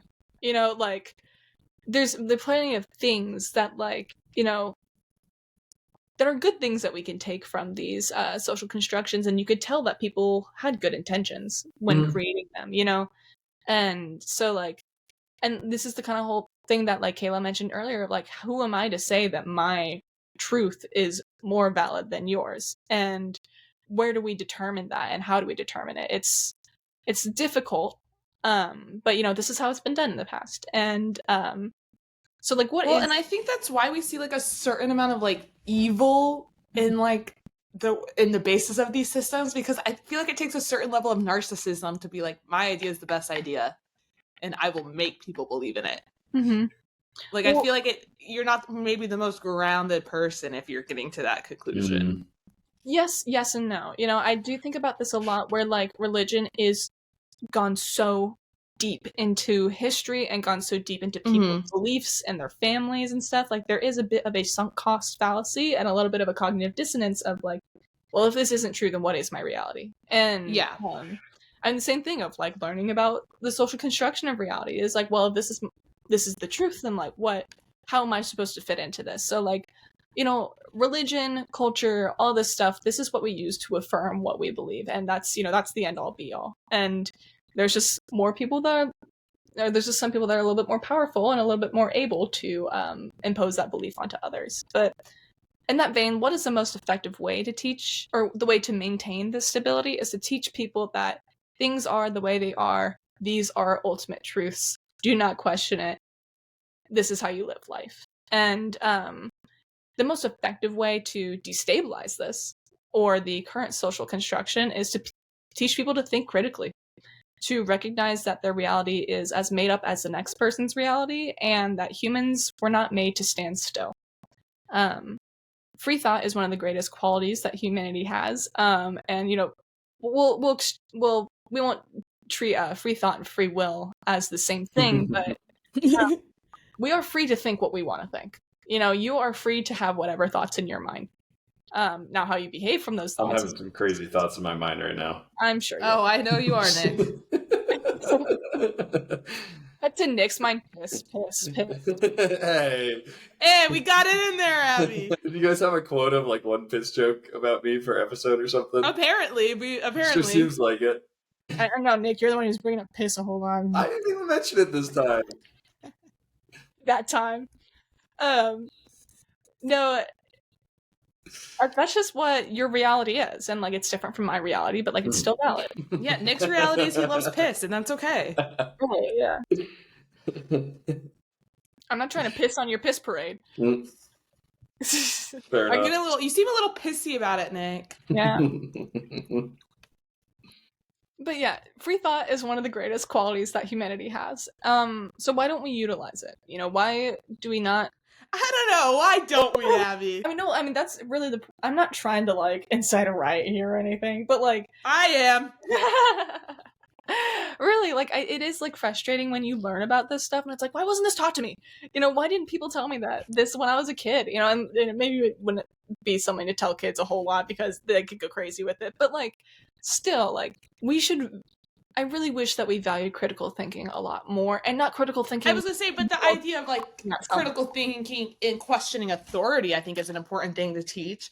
Mm-hmm. I heard a psychologist once talk about like, the question was like whether or not parents should like play into the whole Santa thing, and I really liked this child psychologist's take on it, like whether or not parents should like lie about Santa being real and like. Why would you have to lie? Oh my god, Abby. Oh no. Abby, mute yourself for a second. But I really liked her take on it because I think oftentimes it's like, oh, well, we shouldn't lie to our kids and therefore we shouldn't do it. But I liked her take on it because she was like, I think it's an important developmental milestone in which you give your children this opportunity to question you for the first time, and to see that like people that they trust do lie to them maybe about inconsequential things. But it's like this first like safe space for critical thinking for children. And she's like, and it's fun. Like it's fun. And it gives your kid the opportunity to question you as an authority figure, like in a safe way. And I really liked that take on it. No, that is a really good take, actually. I like that a lot. And, you know, because everyone remembers when they found out, you know? I know. I don't either. I do. I don't. What? I never really found out, per se. I kind of just, like put it together. I don't know. It was kind of just like, yeah, it's a little... Like, I never got confirmation. I was like, I'm kind of just assuming that this is a little much. Right, okay. No, I had a full conversation with my mom in the car, being like, hey, Mom. I never even, like, brought it up to my parents. I was kind of like, yeah, that's probably not true. And if it is, I guess I'll find out. I probably did have the conversation with my parents about it. I just, like, have a really bad memory of my childhood. Like, not that the memories are bad, I just can't remember my childhood well, and I don't know why. I also feel that way. Yeah, like, I don't. I'm not sure what that's about. But like, I remember the Santa conversation. But it was funny though, because I was like, "Is Santa not real?" And she's like, "No, he's not." And then I was like, "Does that also mean that the Easter Bunny isn't real?" And it was real to me. I'm gonna socially construct the Santa Claus in my mind right now. Yeah. Nobody can stop me. Nick, well, you're gonna be really disappointed when he doesn't show up. Oh shit! Because you've been a bad boy.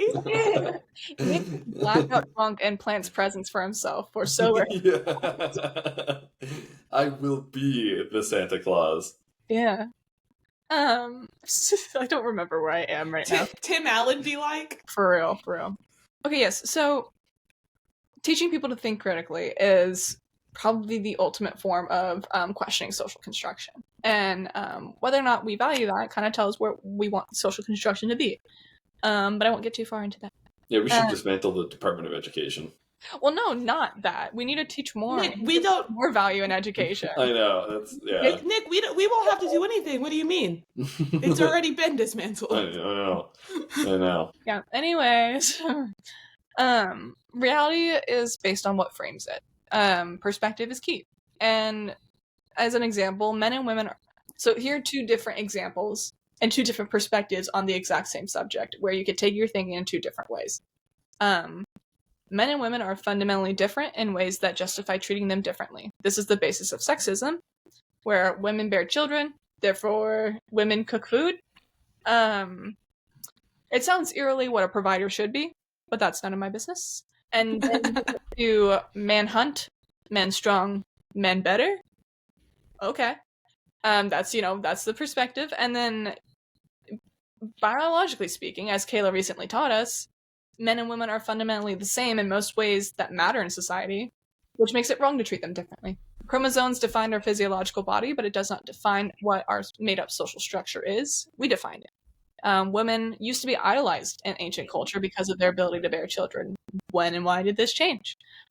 Might be a good podcast down the road. I don't know.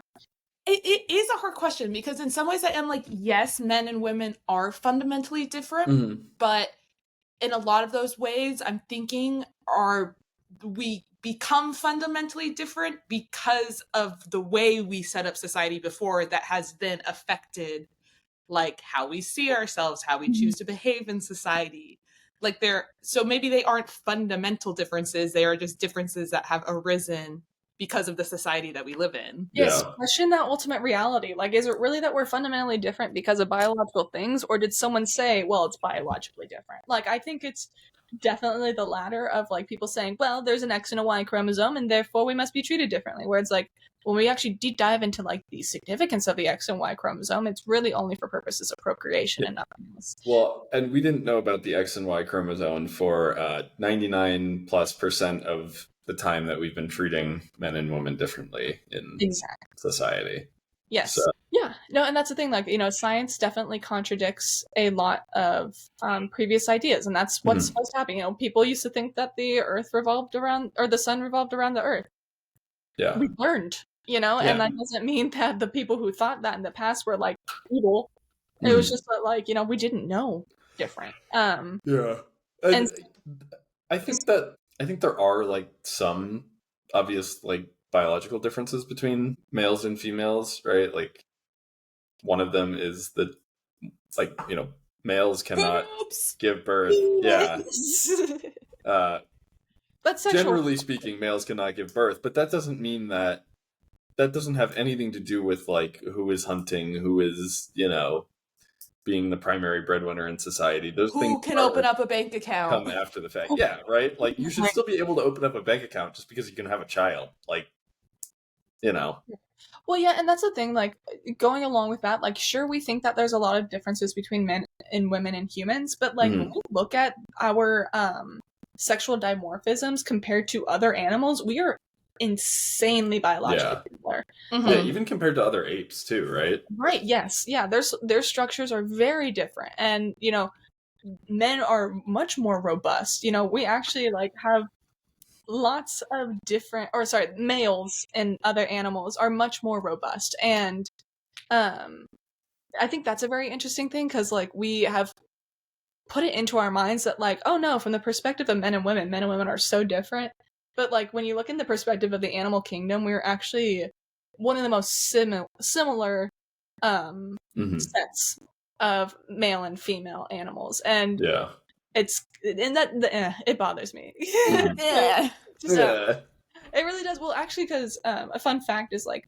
animals that tend to have less sexual dimorphism are actually typically more polyamorous, and so like that's one thing that anthropologists have like kind of been able to interpret from the past, that like if their sexual dimorphisms are similar, they probably had more polyamorous structures, but we are monogamous. Like that's the cool thing about humans, is that we define these different structures and these different beliefs, and like so it's like, were humans always meant to be polyamorous? Were humans always meant to be monogamous? Because those are some intrinsic things in other animal kingdoms.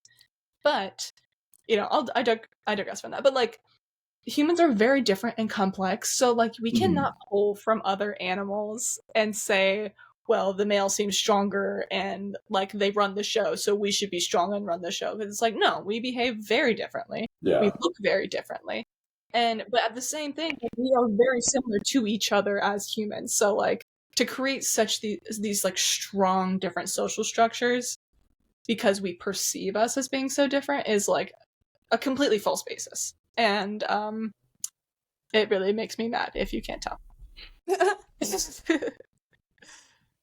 But sorry, Nick, do you have anything else to say on that? No, not really. Cool. Kayla, any commentary, any input? Not at the moment. Awesome. All right, moving on. Let's have a brief talk at the end of this to talk about how this truly impacts the individual. This is a lot of society talk and everything. But here is the reading that fucked me up. This is the one that Oh, God. I texted Lucas about, being like, I don't know who I am right now. And, you know, I'm not going to get into it too much because I also forget what the reading was. But I think I narrowed it down to like 2. I know for a fact that this was something that was written by George Herbert Mead. I believe it was either the book The Objective Reality of Perspectives or The Theory of Self. I also do not know if this is actually by George Herbert Mead. I really cannot find the assignment. But the language is very Herbert Mead-like. So I'm pretty sure this was him. And I was, you know, did some deductive reasoning. Yeah. To the best of your knowledge, this. Right. And if you read these books, they will have similar ideas to what I'm about to say. So, you know, you'll get the gist. But there's a lot of theory on identity, and it could be a whole other topic on its own, but I'll leave us with a few quotes. And these were the quotes that I texted Lucas, being like, holy fuck. So, and, you know, I'll paraphrase a few of these as well.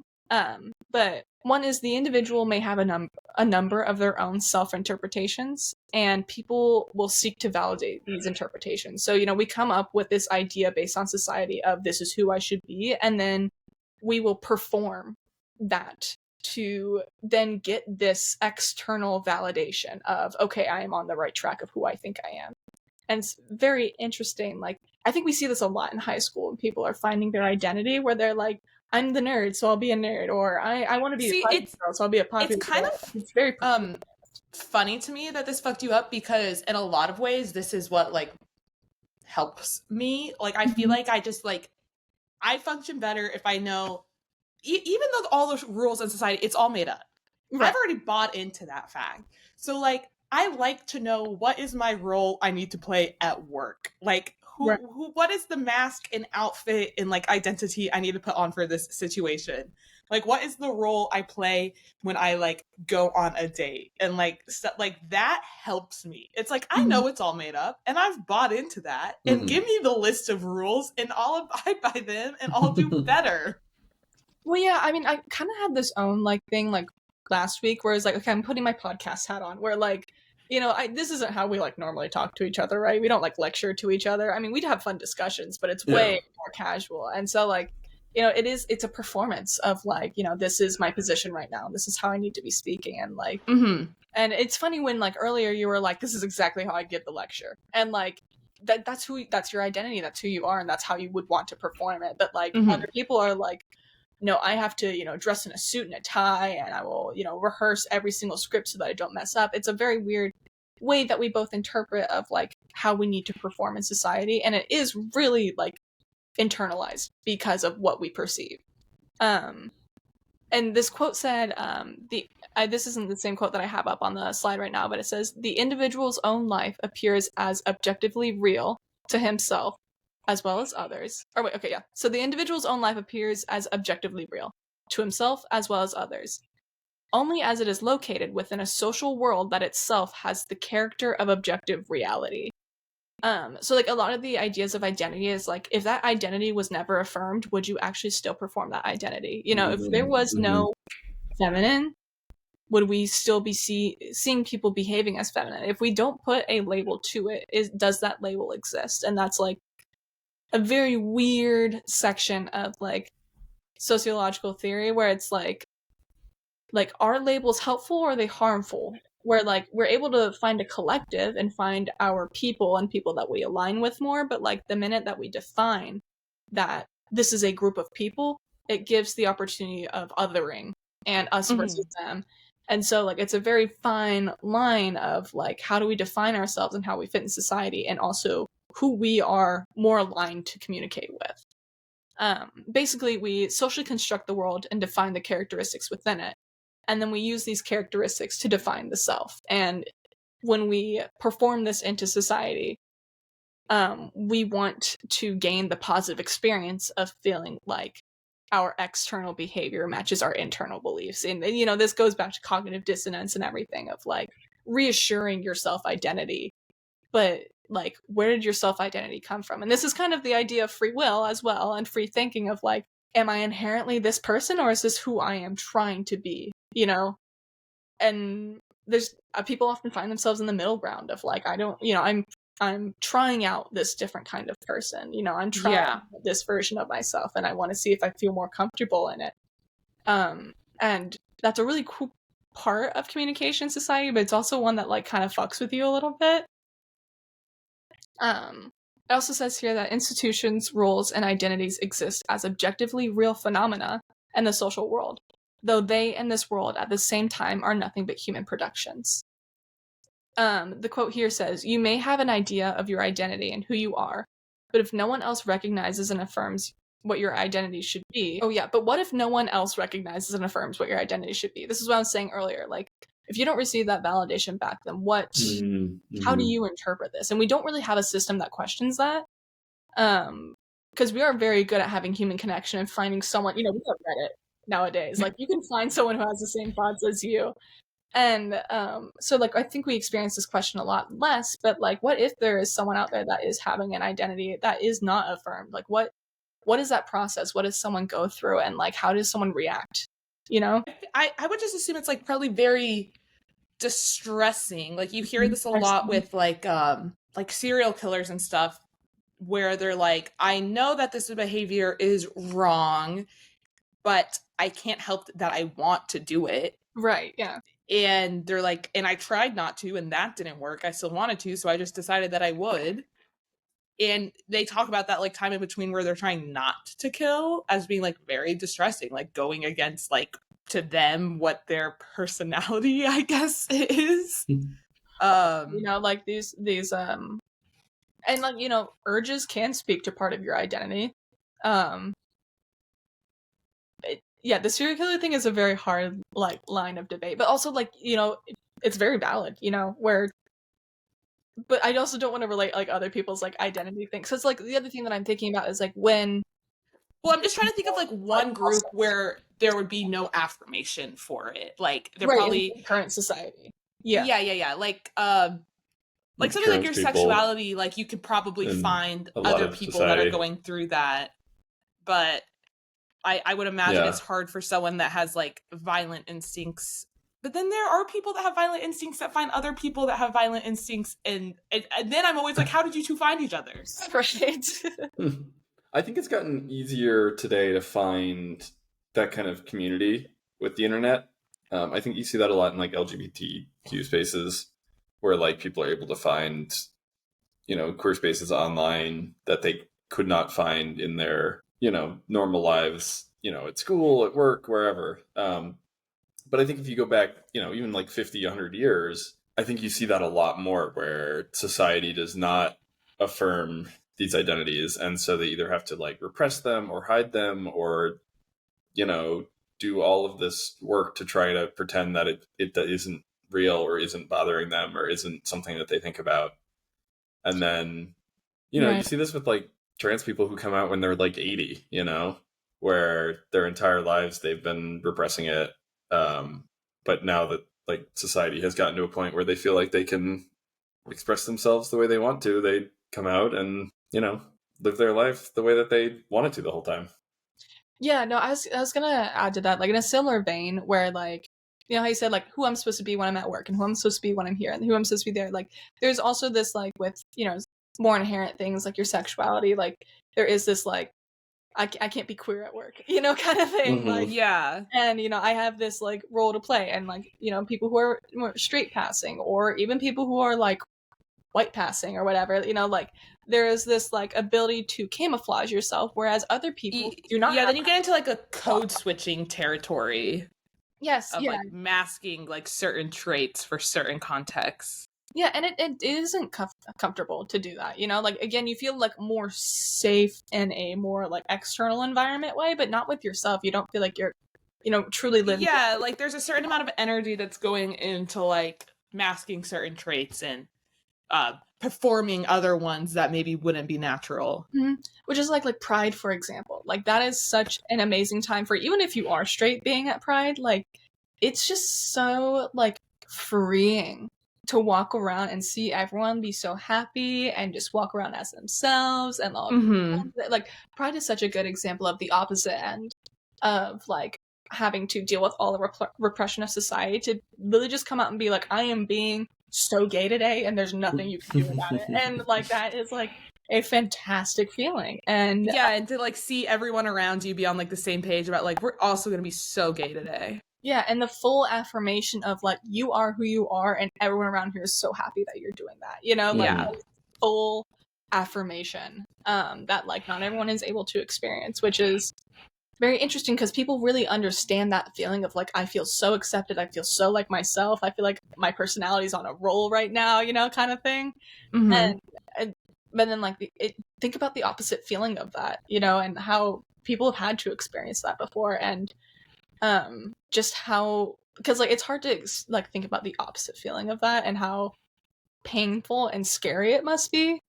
Yeah, and I've luckily like been fortunate enough to like be in a lot of spaces where I don't necessarily have to like try super hard not to be myself. Where it's like maybe I'm trying to like amp up my professionalism or my like whatnot for the context, but like at the core of it, I'm still myself because it's hard not to be. No, yeah, very true. And like, I don't know, Nick, do you experience this at all? I know that you're in environmental engineering, but I know that like the engineering fields are a bit more strict with like how you need to behave. Yeah. Especially like when I'm on a work site, like I definitely will put on an act of professionalism, and like sometimes like, not that I like try to perform as a conservative, but I try not to perform as a leftist in front of like the mine workers. I don't know. Yeah. It's just one of those things where it's like, you're like, I'm going to keep my opinions to myself, maybe type thing. Exactly. Well, it's very interesting because my partner has a similar issue where they're in the environmental field, but a lot of the people that they talk to and consult with are conservative, and the conservative people will say whatever they want. They'll make commentary about anything, about current politics of society, you know, things like this is bullshit. But my partner feels like he is not in the majority of opinion there. And and he doesn't want to be the one ostracized for his opinions. Well, right, he's like, I still gotta have to have a job by the end of the day. Yeah, so exactly. Interesting performance there. So yeah, do you think you have to do that as well? Oh, for sure. Yeah. So mostly with clients and like people on the site, right? Because like at the end of the day, we're still like enacting and overseeing environmental compliance, right? Like they're still doing the environmental stuff that they're required to do by law, but then you kind of have to put on this like, oh, you know, we just gotta follow the law, you know, them's the rules. Really kills me to do this, even though I'm like, no, I'm really glad we're doing this because I know what you guys would do if we didn't. I would make the rules more strict. Yep. Right. Yeah. So, very interesting things there. There's a few more quotes because I know we're kind of hitting the 2-hour mark now. We got like 15 minutes still. Okay. Cool. So let's see. I said that. What if no one affirms your identity? Yes. Okay. So, socialization is truly just transmitting these social norms and our identity from one generation to the next. This is kind of like what I mentioned with culture, a little bit different, but and Nick, you actually said this as well. We socialize the younger generation to survive in society how previous individuals have. But it is typically the younger generation that also seeks to change the social definitions as to how they see it should be. And this cycle perpetuates itself. Another Berger quote. The past is malleable and flexible, changing as our recollection interprets and re-explains what has happened. So it's really just this whole like telephone of beliefs in culture and society, and this idea that it's rigid is only as rigid as our re-explanation is. Yeah. If that makes sense. But Nick, you're totally correct in how like we just raise our younger generation to have those beliefs, and then once our younger we never do it develops the critical thinking method, they have this discussion of, well, why am I listening to this, or why is this the way it is, or why are people questioning this, you know? That's where we divert in our beliefs, right? And we never do a perfect job of raising our kids to be exact copies of ourselves, which I'm very glad about, you know, like that's a good thing. Well, if anything, I do feel like there is like something to be said. Like, I feel like there are a lot of parents that are like, well, this is the way it is because I feel like there are parents that are like, there are, for sure. Well, this is the way it is because it's the law, but that doesn't mean it's right. Like, Yeah. And, like, just because I haven't figured out how to change it does not mean Yeah. I'm and being I like, think this is the right way to do There it. are people who grow up to be exactly like their parents, but it's there not, are. you know? Yeah. Yeah. And I think that there's like, I think it's a good thing that we don't like just indoctrinate our children like from birth to perform exactly the society that existed in the past. You know what I mean?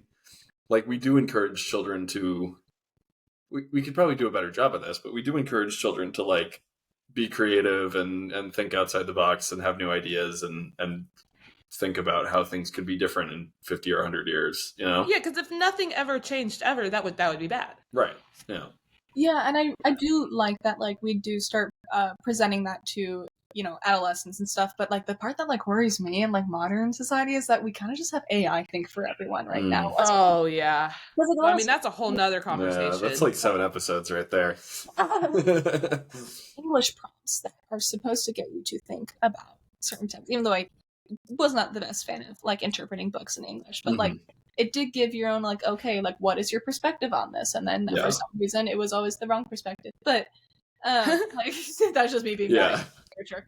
But I have a grudge. But that's the thing, like, now people are just like, if I put this into an AI search engine, it will tell me what the metaphor is supposed to be. And, we're losing our ability to think in that way. And it is really in higher education where that is taught now, which is scary because not everyone has access to higher education. And, without giving that access, this is, we're losing out on questioning certain things. And that's sad because that's how we get to, discovery and how we get to, like, really cool discussion and research. But yeah, it could be a whole thing on its own. Correct. And, like, again, like, it sucks that this is a bit of a heavy topic, but, like, it's also not, like, there's still, like, a light at the end of the tunnel of, like, just because, a lot of barriers have been put in place for our thinking, that doesn't mean that we can't think and discuss, and it should encourage you to discuss more, like, I think sometimes we can get very stuck in our ways, and you just think like that's not what Berger would have wanted. Dr. Berger. Dr. Berger. Right. That sounds like a knockoff Dr. Pepper. That's literally why I asked before if he was Doctor or Mr. Because I wanted to know if he was related to Mr. Pepper. But yeah, so sorry. Do you think Dr. Pepper's an MD or a PhD? Oh, I think this question is answered, right? Is it? It probably is. Let's Google. To me, he's an MD. This is a commonly asked question.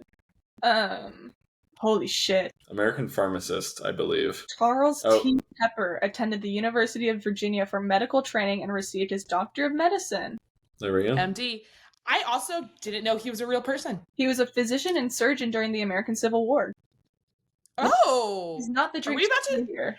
Wait, don't spoil it. I feel like we're going to need a Dr. Pepper deep dive at some point.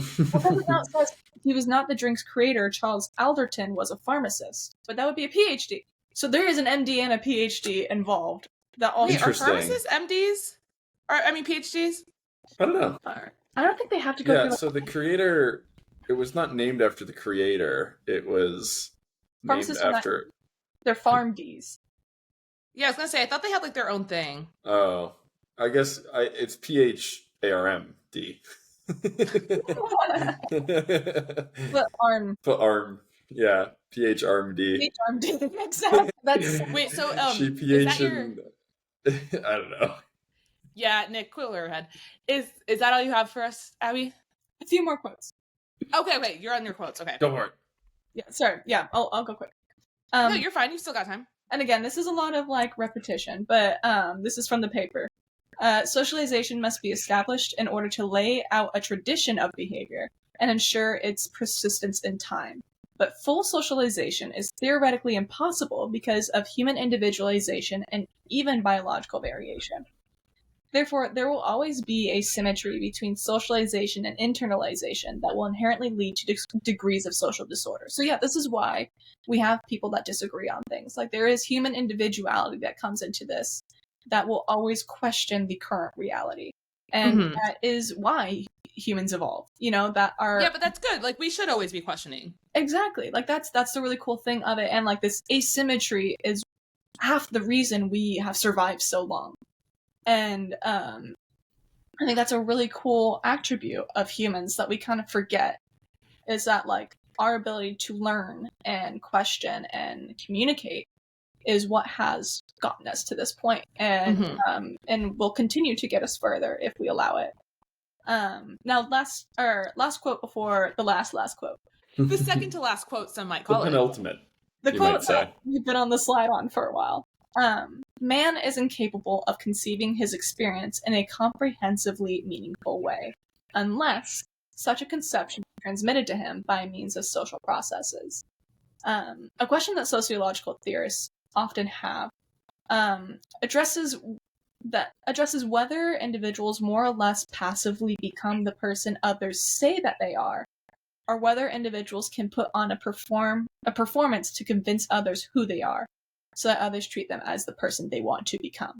This is kind of what I was mentioning earlier, of like a lot of our identity is performance based, and the big question is, does the performance become before or after? You know, do we decide who we want to be and we perform the way that we want to perform, or has society kind of determined our niche as we grow up, and therefore we start to perform more like the niche that we have been given?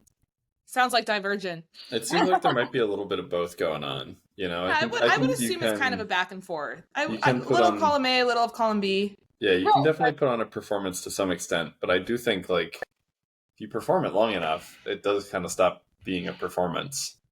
Yeah, if you joke about your piss kink for long enough, eventually you have a piss kink. Exactly. That's why we meet our quota. And so, like, but like seriously, that's the one thing that like messed me up. Of like, I question myself of like, have I been performing this the whole time and then blaming society for making me so anxious, or is it like, you know, like what is my identity, and why have I been like, you know, why am I giving into this performance so much when it causes so much pain, or why am I giving into this so much when others might be more enjoyable, you know? Like, it's a very interesting thing to reflect on, and definitely something that I think gave me an identity crisis at the time. But I do find a little bit more comfort in that. Sounds like it did. Where are you now, though? I still don't question it now. I don't know, like I always have these revelations of like, I really don't need to be this upset about things, or like I don't, like, you know, I spent long enough in this rut, and you know, it's better if I don't, you know. But there's still like the objective reality of like, you know, sometimes you don't feel good, and sometimes things don't feel good, and there's all that, you know. It's just coming and going and interpreting, and then going to therapy and having someone help me out. And that's all we for sure. It's an uphill battle, and it started with this lecture. So I will end with one last quote, one that is a little bit more positive, a little bit less crisis focused. But unlike puppets, we have the possibility of stopping in our movements, looking up, and perceiving the machinery by which we have been moved. In this act lies the first steps toward freedom. I think this is a really cool quote by Berger. Big Berger move over here. You know, this really is the true overall understanding of like, yeah, it really sucks sometimes to think about the things that have been put in place that have embedded our reality in the objective world. But at the same time, we obtain the ability that not most animals have, where we can actually look back, you know, think about hindsight, and, you know, again, look at the machinery that has moved us. And this gives us the ability to move forward and act how we act with that information. So yeah, I will leave that with you guys. If you have any last remarks, any positive things, but yeah. I feel like that quote does wrap it up good. I mean, there is like part of me, like I said before, that doesn't really mind being the puppet. It's like, this is going to be my existence regardless, and I'm just dust on dust floating through dust. So I don't know, maybe that's how I cope with it, that it only matters in which I allow it to matter in my reality. Well, yeah, and that's your version of freedom. That's and that's fine for me. Yeah, cope with it how you want to cope with it, because that's what makes your life happy or comfortable. There's no wrong perspective here. Okay, I'm gonna shout out our shit in this last 30 seconds. Oh, yes. So follow our Instagram at This Pod Counts. Follow our YouTube at This Pod Counts. Leave a comment, leave a thumbs up, send me an email at thispodcounts@gmail.com. And you can also follow us on Apple Music and Spotify, I'm pretty sure. Okay, let the music play. Thanks, Abby. Bye. Woo. This podcast counts as socializing. This podcast counts as socializing. Beautiful.